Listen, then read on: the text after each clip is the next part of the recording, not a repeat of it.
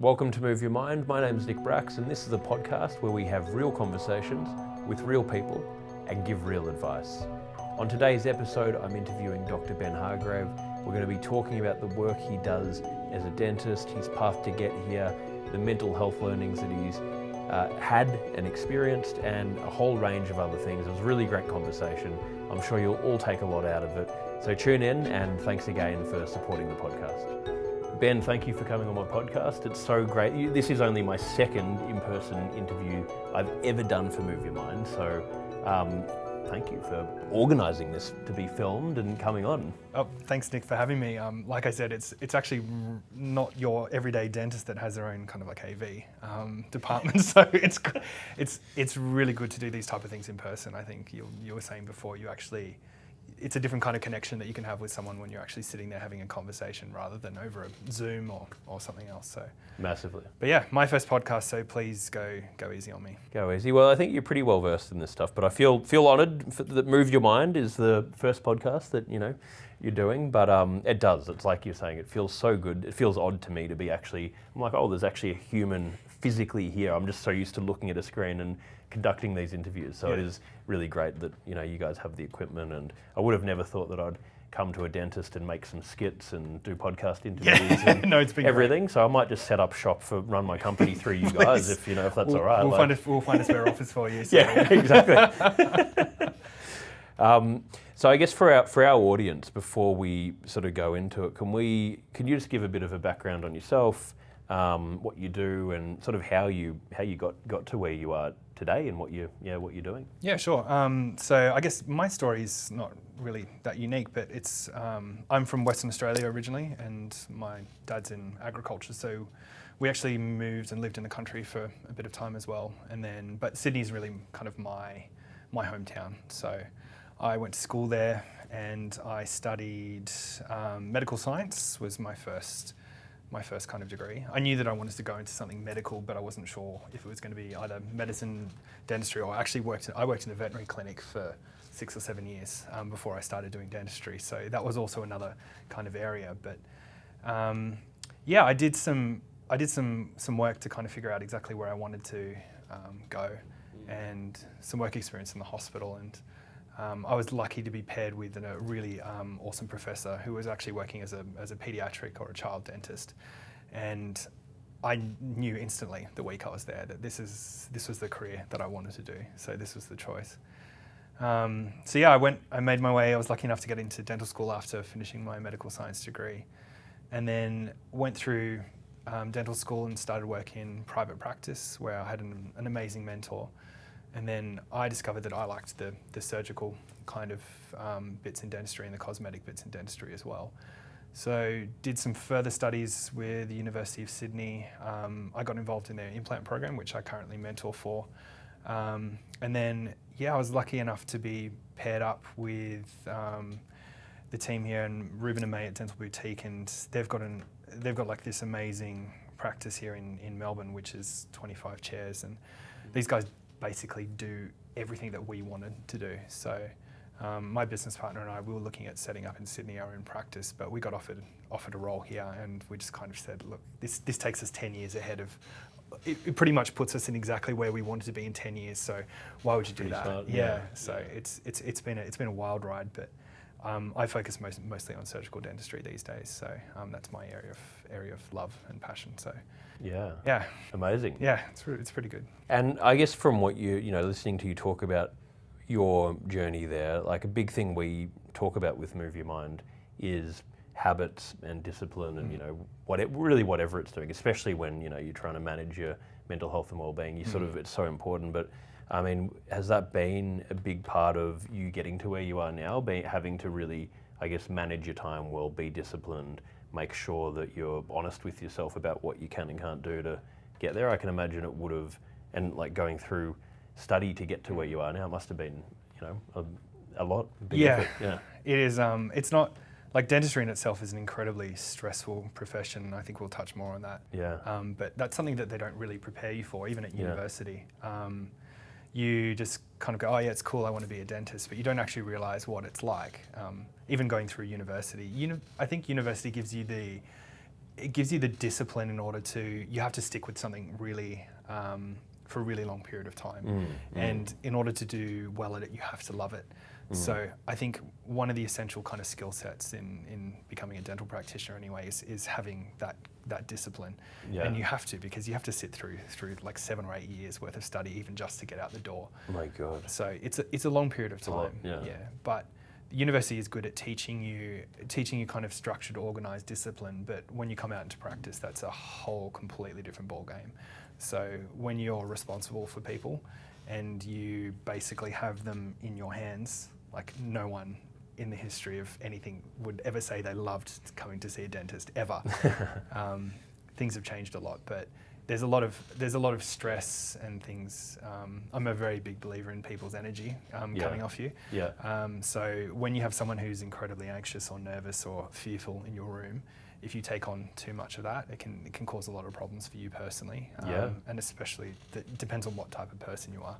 Yeah. If you care a lot about what you're doing, then it can actually be a huge detriment to your health if you don't know how to kind of separate and learn how to deal with that. So 100%. yeah, I think it's a skill set that comes, and I think it's something that you never get 100%. Like you can never say, oh, my job is never stressful, or I don't have a level of anxiety. It's something that you learn how to manage better and better and better as time goes on, because you see the consequences of the way that you think and behave, and how that affects like your personal life, how it affects your relationships with your families or your partner, and other bits and pieces like that. So it's something that's, and I think that's mental health in general. It is, yeah. It's one of these things that you never learn how to master your own brain. It's a continual learning spree throughout your life, and you just get better and better at managing it, I think. Yeah, absolutely. It's a continual thing, and there's no sort of guidebook on it. You know, we don't get taught this stuff in school. Parents don't normally teach us, so you really do almost need to learn from trial and error.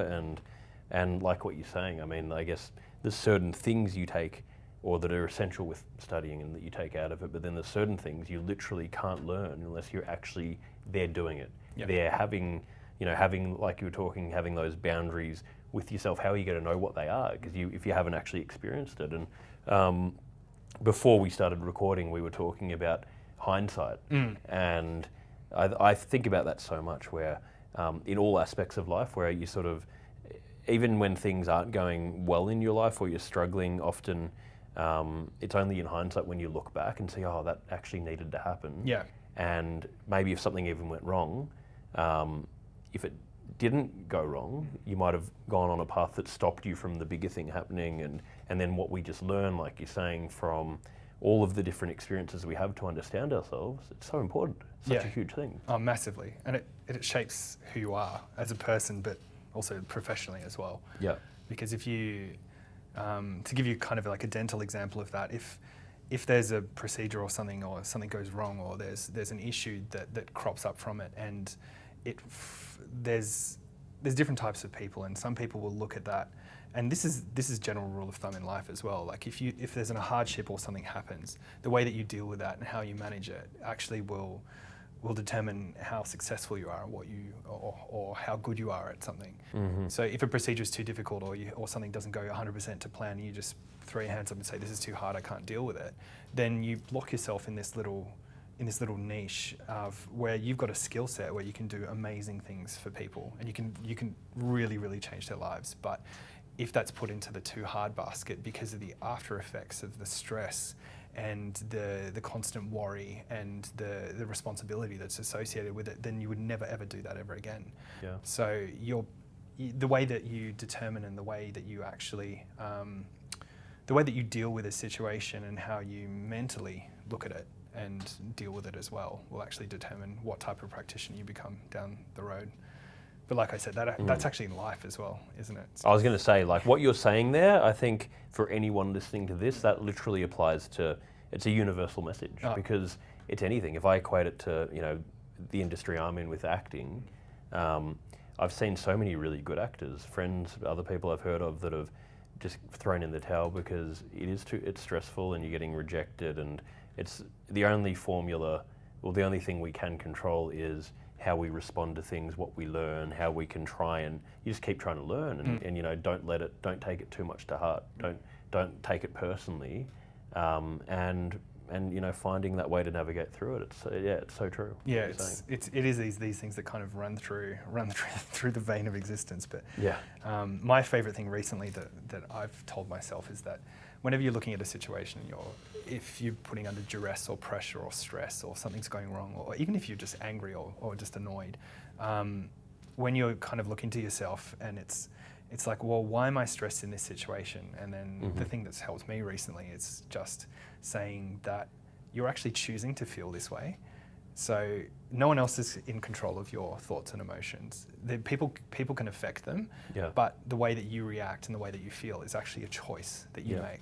So if you're sitting in an incredibly stressful situation, you've got this anxiety that's sitting inside the chest or in your stomach, then actually turning around and recognizing it and then going, you're actually choosing to feel this way. And then how is that going to help this situation? And if it's not going to, then it's the purpose that it's serving is it's actually a detriment to you. And it's a detriment to the people that you're trying to help as well.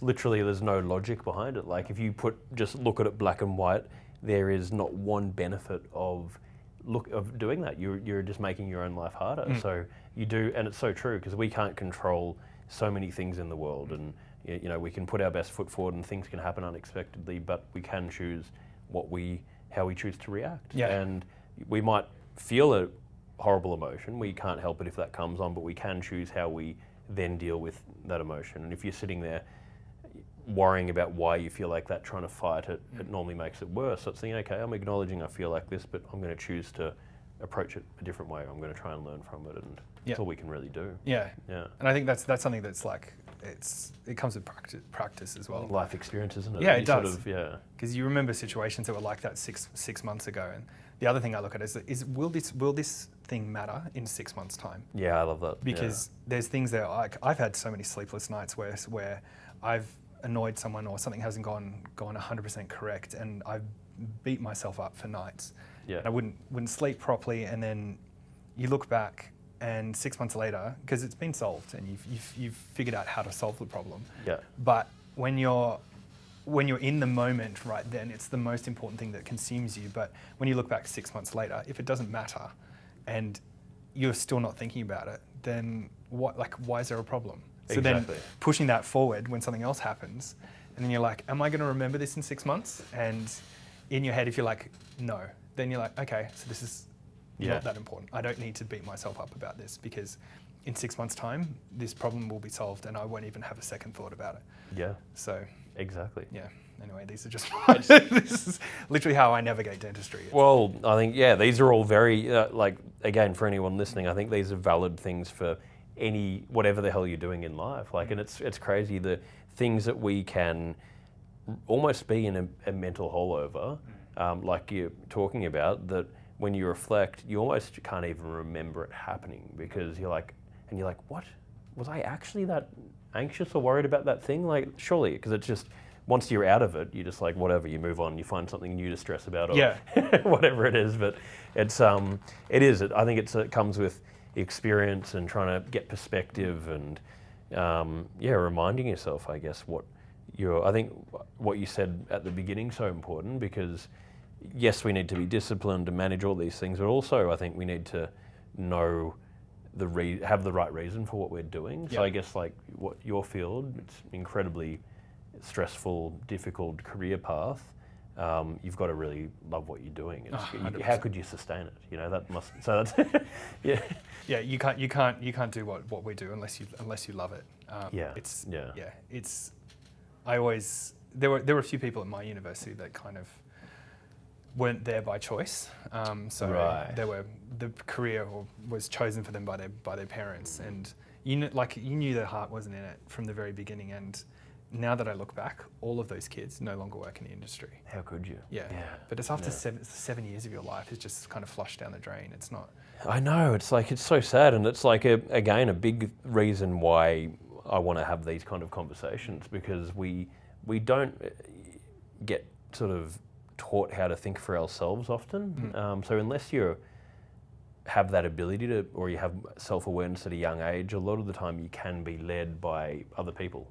And it can sort of be a huge chunk of your life, and it might take a breaking point for you to reevaluate and then change. So it's so important. It's like, I think it's so important to work out what do you really want to commit yourself to.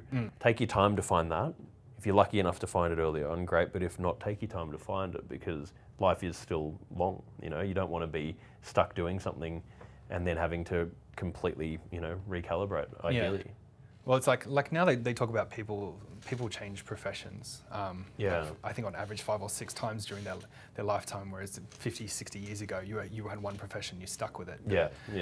I think that's where for people that are looking, who don't know what they want to get into, like exploring those options, going out there and doing something generalist at the beginning, and then finding, because you find those little niches, even within a profession, like you'll find a little neck of the woods that you really like, and then once you're in there, you can kind of pour your energy into it and become the best at that in that area. So I think that's really important, is that people shouldn't be pigeonholed from the very beginning, because it often leads to unhappiness. Like sitting in a job that you hate, I can't think of anything worse. Like to rock up and spend most of your adult life sitting in a place that you hate and doing something that doesn't give you any purpose or meaning.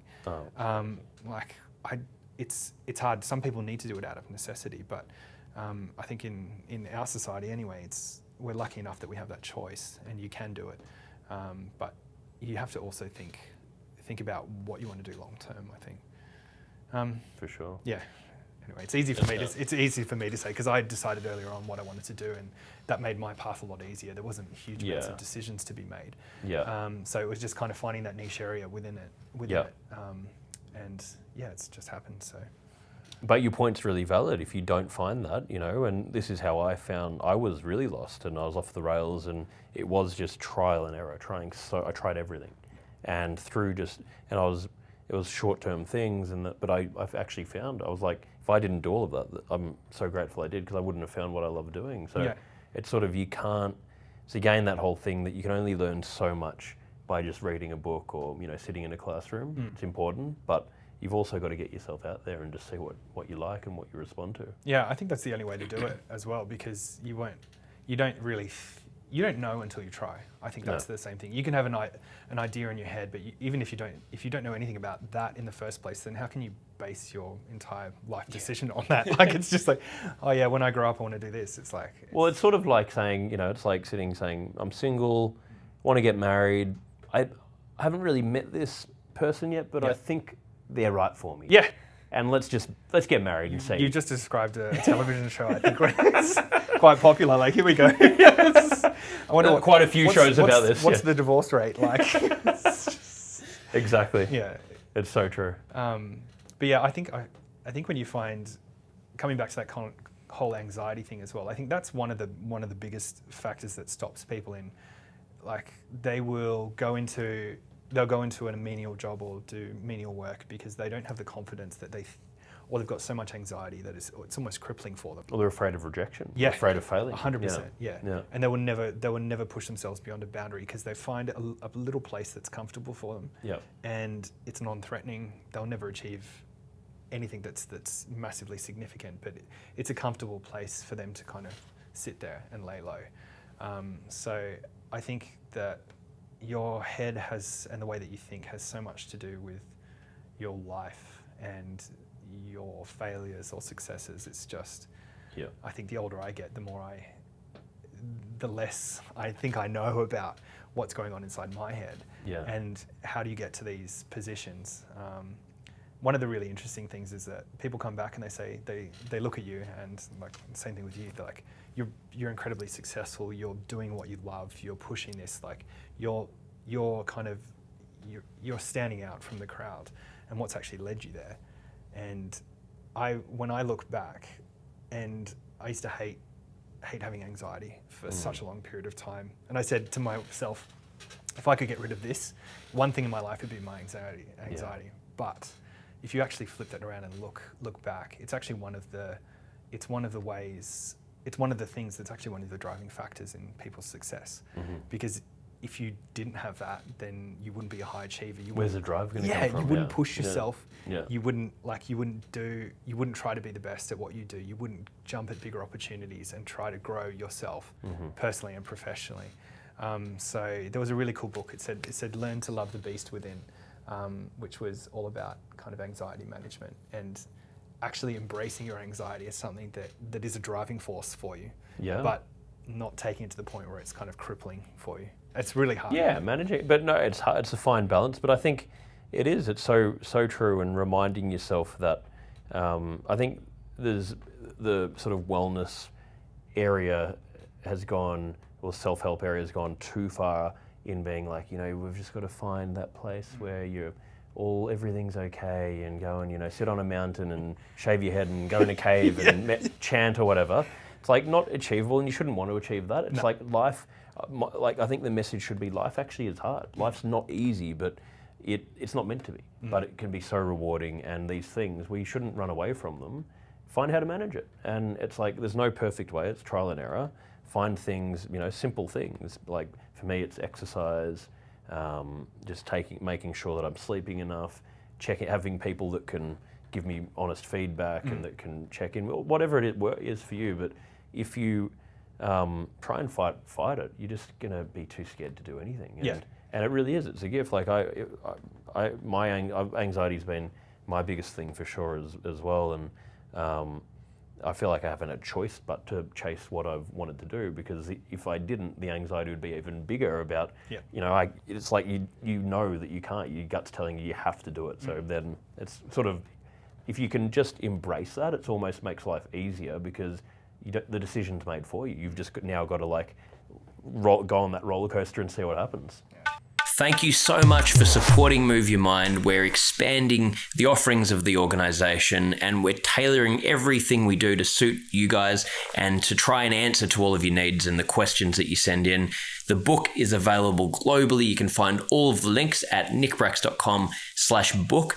And we've just released the Move Your Mind community. We've currently got a men's community group, a women's community group, a general group. We're going to be loading up other groups, and you can find all of the links at moveyourmind.me. This group's been created based on the needs of what we've heard and learnt throughout running Move Your Mind. And we have live events, we've got courses, we've got huge amounts of value, the ability to share information, share ideas, work in groups together to grow and share your learnings, to learn about different topics. You get email reminders. There's a whole lot of features in there. We're constantly updating it, and we're so excited to share it with you. You can find all of the information about it at moveyourmind.me. One thing that I find really interesting is that what I was talking about before is that your anxiety can actually be a driving factor or force behind you achieving great things. But then on the other hand, for some people, it's crippling. Yep. So it's one of these things where you can't, it's really hard to describe what it is. There's a common theme that floats through people, but how you utilize it and how you work with it and how you react to it can be the difference between here and here. It's a make or break. And I think the myth is, and I think it's like a bigger problem than ever because of social media and everything else. We're looking at all these people that we think are living these amazing lives, achieving, all these crazy different things, and we think, they have everything together and they don't have to face the same daily battles that I face. The reality is they all do. And the people at the top have the exact same issues. They feel anxiety. I listen to a lot of actors in interviews, and I can't remember who it was. I was listening to one recently, and one of the biggest actors in the world, and they were saying every single film, even after doing 50 of them, they'll be, not sleeping, vomiting, like just anxiety attacks before committing to it, because they care so much. But then they've channeled that to, okay, that allows me to hyper focus and throw myself into it, and it doesn't go away. So you sort of got to embrace it, because it's going to be there one way or another anyway. So why not just accept it? Utilize it.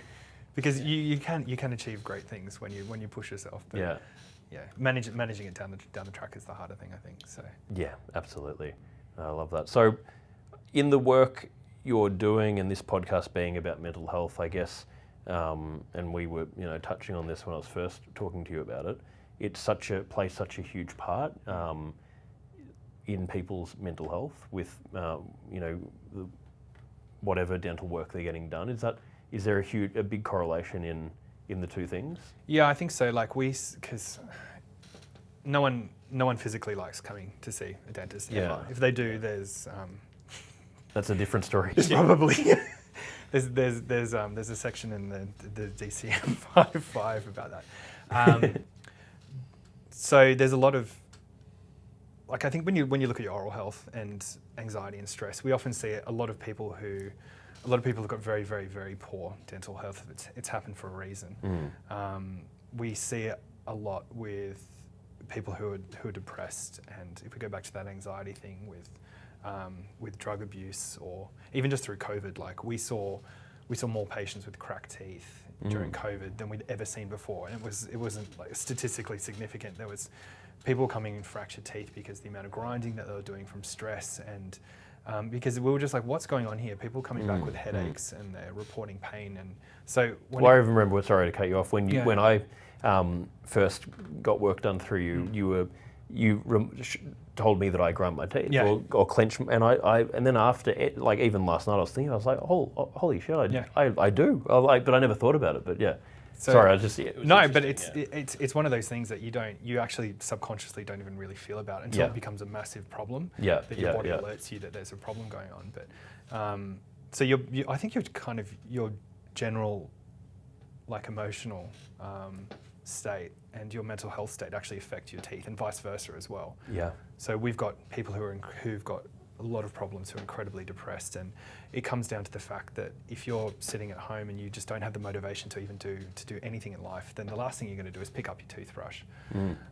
So over a long period of time, your general health goes down the drain, and your dental health goes down the drain. But it's got a double effect. Like, if you're not getting enough sleep, you might look tired. But if you're missing your two front teeth because you've had problems that have been smashed, or you haven't looked after them properly because you haven't been able to, then it's kind of this like never-ending cycle. So many people have got so much anxiety about the way that they physically look.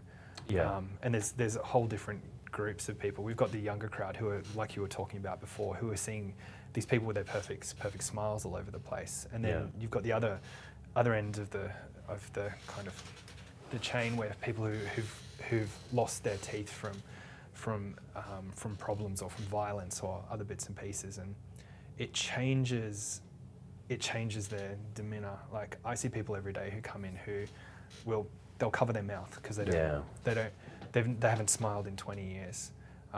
And you ask them to smile in a photograph, and they actually have forgotten how to do it. The muscle memory isn't there. Wow, and that's crazy. Yeah, it's nuts. God, that's a core part of life. Yeah, smile. Like, I can't imagine that. Like, just actually actively not smiling. Like, it's. Yeah, it's because it's how you communicate with people. It's how you make friends. Like, if you walk around and you've got this grimace on your face the entire time, people think you're unfriendly, or they won't want to connect with you, and then. Like, people come in and they won't go out to a restaurant because if they've got a false set of teeth or one or two teeth missing, they're so petrified of the thing coming out during their either speaking or talking or eating at a restaurant or going out and seeing their friends, that they'll actually isolate themselves at home. I've got patients whose husbands or wives don't even know that they've got a false set of teeth in, and it's like, how do you actually hide that from someone? Because they feel embarrassed about totally embarrassed. Yeah, wow. But can you imagine, which is crazy? Yeah, it's like having a fake leg and your partner not knowing about it. Yeah, how do you hide that from? But people do. So that's the level of how much shame or embarrassment they have over that kind of stuff. Oh, massively. Yeah, and we see the beauty of what I do is we see the flip side as well. So. Someone will come in and they've struggled their whole life with problems, and there's not much left. And we're able to go through this kind of whole transformative journey. And I'm lucky enough to see them and get to know them beforehand. And then when I see them afterwards, they come in and they're completely different people. Yeah. Like, someone who's got a wrecked set of teeth that if you smiled, it would like you would shudder.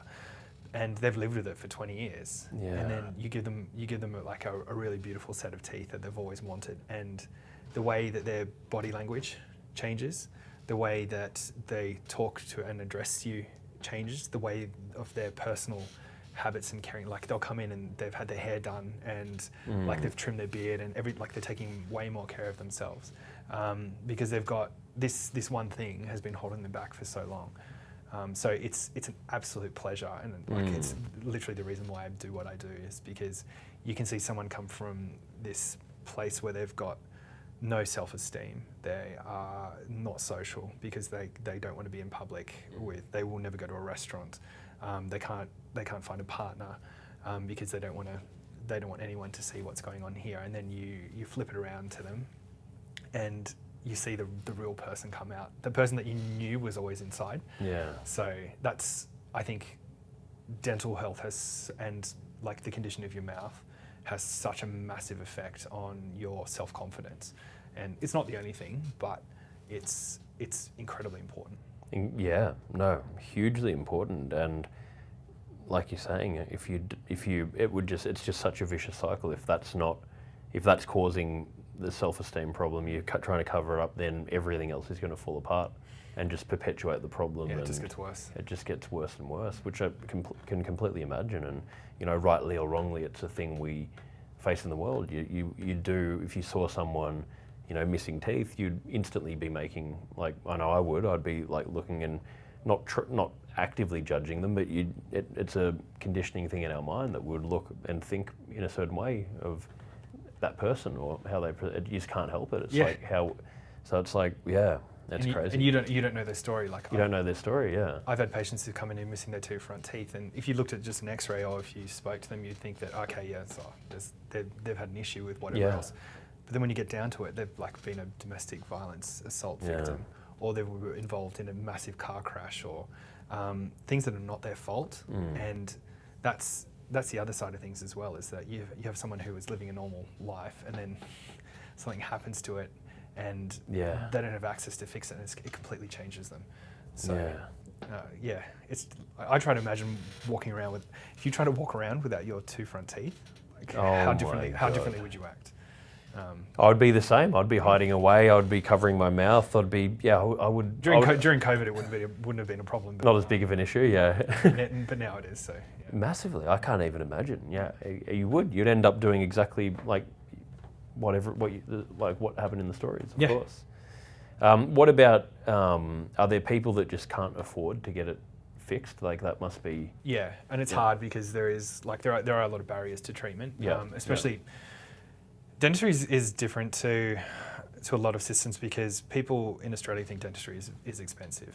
And like, if you look at it comparatively, it is, but if you're getting a hip replacement, for instance, it's covered by Medicare. So you don't actually see the bills that go into that because the amount of equipment that's required, and like we're set up like a hospital here. So there's millions of dollars worth of equipment in here. Yeah. So the time that it takes and the skill that's required, you just get a bill at the end of the day. And a lot of people use that as a comparison because for Medicare, everything's covered, but in dentistry, it's all private. Yeah. So there is definitely barriers to cost that are involved with that. Makes sense. Yeah, but then it's also another level as well. Like you have to look at it from kind of an investment point of view. Like, this is something that you wear all day, every day, that you're functioning with 24 hours a day, that's in one of the harshest environments in the body. Yeah. It's hot, it's wet, it's exposed to food, acid, all of that type of thing. So it's when you're looking at something that's going to hopefully last you for 25 years in that environment, then it's actually not that expensive to have the work done. It is. It's a big dollar value, but if you break it up over a 20-year period of time, like you'd spend more on coffees than you would. Yeah. Or it depends how much coffee you drink. You'd have to drink a fair bit. You'd have to have a lot. Yeah. There are barriers to treatment, but we're lucky enough that these days there's specifically if the appearance of someone's teeth, if they're missing front teeth, from a functional medical point of view, which means they can't eat properly, they're at a much higher risk of diabetes and heart disease. And then if it's a psychosocial problem, so if they're missing their two front teeth, they can't get a job, or they're missing 5 or 6 teeth because of whatever accident, then patients have the ability to access some of their super to do that type of work. That's great. Yeah. And then there are other ways as well. Like, we set up payment plans and other bits and pieces where we try to help people because it's interest free and it helps them to get to that point. Because often a lot of people, the barrier for them to kind of almost rejoining society is that they can't do it when it's like this. So if you give them that leg up and help them get to that point, then you see people turn around and they get the job of their dreams.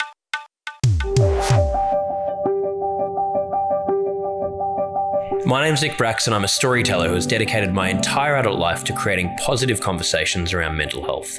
In recent years, discussions around mental health have become less taboo and entered the mainstream vernacular.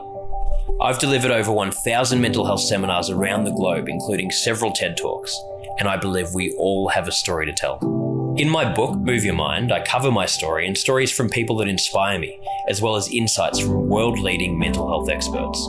This book will help you to learn how to recognise mental health issues before they become a problem. Use your personal challenges as motivators, take ownership of your well-being, and create new daily habits that increase happiness and reduce stress. Well, yeah, then exactly. It's sort of it's an investment that will come back 100 times over because you're stuck in a hole otherwise. And like you're saying, you can't avoid it. We're all, and if you leave it too long, it's going to cost you significantly more money than if you try and maintain and do all the right things as it's coming up and try and be on top of it. It's going to save you a lot compared to just leaving it and having a huge problem that is going to require huge amounts of dental work to get fixed. Yeah, and then you've got the other side of people who are actually quite unlucky, where a portion of their genetics is responsible for their problems. Yeah, they do everything by the book. They do everything, and then they still have multitudes of issues. So it's just it's part of being human, I think. But yeah, that's interesting. And I guess for how do you maintain your own well-being with the work you're doing, with how I guess long hours for you, it would be high stress, you're having to really focus all the time. How do you find balance, and are there things you do to maintain your own well-being on a regular basis? Yeah, so like you, exercise is one of those things that's almost non-negotiable for me. So I came to a significant point a couple of years ago when you talk about hitting a wall and you get burnt out and you realise, okay, what's happening here and how can I fix this? So for me, it was getting a personal trainer and doing gym a couple of sessions a week. So that's one thing that really, really helps with mental acuity. I hated it to begin with, and it took me a long time to actually really love it. And it's one of those things that's kind of almost non-negotiable for me. The other way of kind of helping with stress is meditation for me. I never ever thought, if you told me 10 years ago that I'd be sitting down and having a chat with someone about the importance of meditation, I would have just rolled my eyes. But meditation for me is one of those ways of kind of just focusing and putting yourself in a moment. And it's almost like the other things I was talking about. Is this going to matter in 6 months? No, because if you're grounded in that point then and there, it just helps you to kind of reset. So meditation for me is really important. Exercise as well. They're the two main things that you use, that I use anyway, to kind of manage. And almost kind of like, not compartmentalizing, but making sure that you don't bring things home. That's really hard to do, because if you've had a super stressful day, or if you're worrying about what's going to happen the next day, or there's issues, then it's really difficult to try to kind of separate your personal and professional lives. And it never ever will happen like that. But just having the ability to kind of switch it off slightly, and remove yourself from that situation or the anxiety provoking portion of it, that really helps as well. But exercise and meditation for me, they're the two things. They're the two main ones. Yeah, and that's the thing. If you can't switch off, you will burn out, because and it's so hard to do it, but because we live in 24/7 now, it's impossible almost sometimes to do it. But you need to find ways that work for you to switch off, because otherwise, how can anyone sustain being on that much? And, you can be lying in bed checking emails at 11:30 at night and whatever. It's just never ending. And your head does that thing where it just continually rotates around something, and it's just these kind of never-ending cycles. Yeah, exactly. And then your sleep's affected, and it's just it's really, really difficult to deal with. But for sure. And another thing I'm interested to ask you, because I know for me, I really struggle with this. I'm naturally very competitive, very ambitious. I love what I'm doing, like what you were saying with your career. So I find this balancing act all of the time that I'm having to constantly try and find the middle ground with, where I'm ambitious and I'll be pushing things, and then I'll sometimes be aiming too high or comparing myself to other people, looking too far ahead, and then it takes the sort of takes you away from being present in just enjoying the day-to-day process of what you're doing. Yeah. But it's this, well, I don't know, I don't think there is a solution to it, but it's, this to and froing on a daily basis for me. Is that something difficult for you to manage as well? Yeah, I think that's another thing that kind of comes with the experience as well. It's like kind of overreaching your mark. Yeah. And recognizing the signs when it's getting to a point where you know that you can, like you're getting to that point where it's starting to get dangerous about your burnout. Yeah. And making sure that you take breaks as well from it. Like I just came back from 2 weeks in Southeast Asia, which was wonderful. Yeah. But getting that kind of reset is the thing that allows you to recharge your batteries in order to get to that point. I think also prioritizing things in your life as well.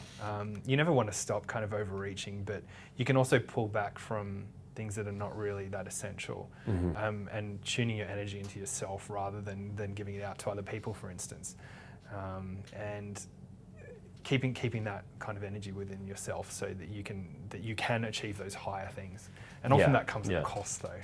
So everything comes at a cost. Yeah.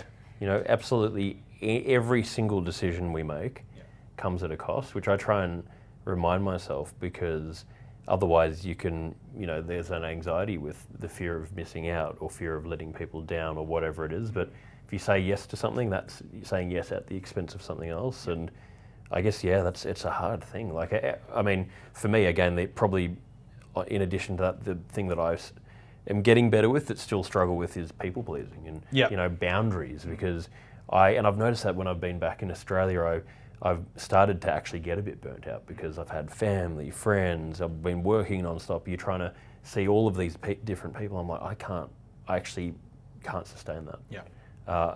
And you get better at it as you get older, but it's tough, not to find that balance. Is that, and I guess you're busy. It would be so hard because in your time out, you've got people probably wanting your attention, but you also need to look after yourself. It is really hard. Like I'm really lucky because obviously, I'm Sydney based, but I've been coming down to Melbourne, and during my week, I don't have that many social contacts here. So that's where I've made a bit of a sacrifice, because instead of going out, I haven't had that social pressure on me recently. Here, because I've got the week to do what I need to, and then I can focus and concentrate on building what we're doing. But recently, it's really hard because every time I go back to Sydney, even just for a weekend, like I won't specifically tell people that I'm going back, because I've got my map out of, and some of my friends are going to hate me for this because they're going to think that I'm not there, but there's only so much you can do, and there's only so much you can take. So I found that as you get older, your group of friends, the people that aren't reliant on you, if you've built amazing relationships in life, and I'm so lucky, I've got some really amazing friends that I'm like, hey guys, I'm moving up to Melbourne for 6 months, and then we're setting up this massive thing, so I'm probably not going to be around as much. And they're the people that come back and turn around and say, good on you, like we're here to support you, and whenever you need it, just let us know. Versus the people like, well, you're not spending any time with me, like I can't believe that you didn't tell me you were down here, and like, well, I can't believe you're not coming to this, and like we never see you anymore. Those are the type of people that you shed.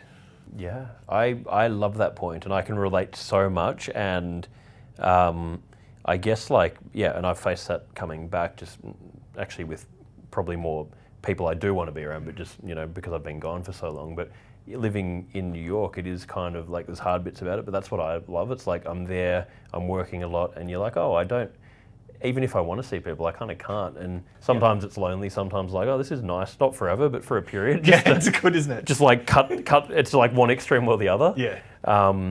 But I love what you said there, because I've had that thing where I guess it's again a thing about age and getting, learning about what is good and not good for you. But I had so many people that would guilt trip me if I didn't give them my attention. And that's what I learned as well, that if people are giving you a hard time about something, when you're honest with them, you're not, you're saying, look, I would love to see you, but this is why. If they can't understand that and they make you feel bad, then they aren't thinking, they don't really care about you, they're caring about just themselves. And I've got all my closest friends, that's, if I said to them, look, I'd love to see you, but I can't see you for the next 18 months because of blah, blah, blah. They'd be like, go for it, go do this. And that's when unconditional. Whether it's family, friends, whatever it is, I think that's the real friends that you want to have. 100%. And otherwise it's not really It's not manageable. I call them. I like to call the other people. They're called happiness vampires because they'll come in and they'll extract as much energy out of you as you can. Keep on talking about energy. People are going to think that I'm like this holistic dentist. It's not, but I'm definitely not into that. But if someone comes in and saps energy out of your life, and it's an effort to hang around them, and they wouldn't contribute in the same way back to you, like. Every single close person I have around me, I know that at the drop of a hat, if I needed them, then they would be there for me within a second. Exactly. But it's vice versa. It's give and take. So it's a 10-year anniversary of Under Bracks, and we've relaunched with the classic white pair. We've also got new styles coming out super soon. We're donating $1 from every pair to mental health, currently to 1 in 5. You can find all of this at www.underbracks.com. So, and that's one of the things when I do talks, that's what I always say. One of the key things is if you don't have, you actually can't have a lot of them. I've got probably 3 friends, exactly like you were saying, where it's unconditional. We know everything about each other. At the drop of a hat, if I'm in New York, it's 5 in the morning and I need to talk to them, they'll be on the phone. I'll do the same for them. And you can only have so many of them, but that's what you want. That's what's important. Yeah, absolutely, 100%. And I'm lucky enough, and it seems like you are as well, to have those people. But it takes time to foster those relationships. It doesn't happen overnight. But they're the people that you kind of cling on to and hold on to because they're worth their weight in gold. Exactly, and it does take time. It's like anything though. Nothing. I think we live in a world now where everyone wants quick fix, instant gratification. The same goes for any relationship. It's not. It takes time to build that. So you can't just. You got to commit. Yep. Commit. Yeah. Hard work. Yeah. Hard work. That's how you get anywhere in life. Yeah. Exactly. So anyway, we finish up every episode with 5 closing questions, and these can be sort of short answers, whatever comes to mind. Before I go into that, for all of our listeners, if they want to learn more about you and their dental clinic, where can we send them? I'll put this all in the show notes as well. Yeah, that's fine. Yeah, where's the best place? Well, basically just look up Dr Ben Hargreave or Dental Boutique. They're the 2 places. We're pretty proliferant on social media. You won't have any trouble finding us. So. And we'll have all the links for anyone listening as well. The links will be in the show notes. So if you want to check it out, please do check it out. Go and follow Ben. Good. Look up the clinic. We'd love to have you. Watch his skit. We co-starred in a mental health dental skit recently, so have a look. Yeah, and if you come through, you might actually see me in a rabbit suit at some point. So that's there you go. You see, you're doing all sorts of things. So you're an energy healer, dentist, rabbit actor, rabbit suit, performer. I don't know. It's can't keep up. So anyway, these closing questions. The first one is, what do you think is the biggest burden on mental health in society today, or one of the biggest? I think social media is one of the. It's so funny. We've 99% of the people on the podcast. That's the answer. Yeah. So. Because you flick through something, and it's just this kind of stylized ideal life, and. Like you said before, this is a snapshot in time that's actually been. I find it gets worse and worse. Like maybe I'm showing my age here, but like we never were shown pictures of that when we were in our teenage years, and I hate to think what the kids are growing up with these days because it's like being faced with these images all day, every day, and just scrolling through on your Instagram lead. It's the pressure to succeed, and I think it's really important that we tell people that it's not rosy and it's not peaches, and life isn't actually like that. Critical. And trying to aspire to something that's impossible is not impossible, but it doesn't exist. It's like I love what Jim Carrey said, that he wishes everyone could experience the fame and success and wealth that he has experienced, because then they could realise that it's not the answer. Yeah. And these people that get it, it's still not the answer, even if you do get it. So you got to find a way to be happy now, or be okay with yourself now. Yeah. Yeah. So true. Absolutely. What would you say is your best childhood memory that comes to mind? When I think back, the first thing that kind of pops to my mind is when I learnt to ride a bike on a little island off Perth called Rottnest Island, which is beautiful. Yeah, it's quokkas everywhere. And Yeah. Ironically, it's always on Instagram. But I remember learning how to ride this kind of little red bike, and that was, I think, one of my earliest memories, because I was only a couple of years old. So we were there with my family, and we loved the place because it was so exciting for us to get out and go to this completely new area, even though it wasn't that far from where we kind of grew up. But I just have really, really, really fond memories of our family together and me learning how to ride a bike, and like the whole island itself. So, yeah.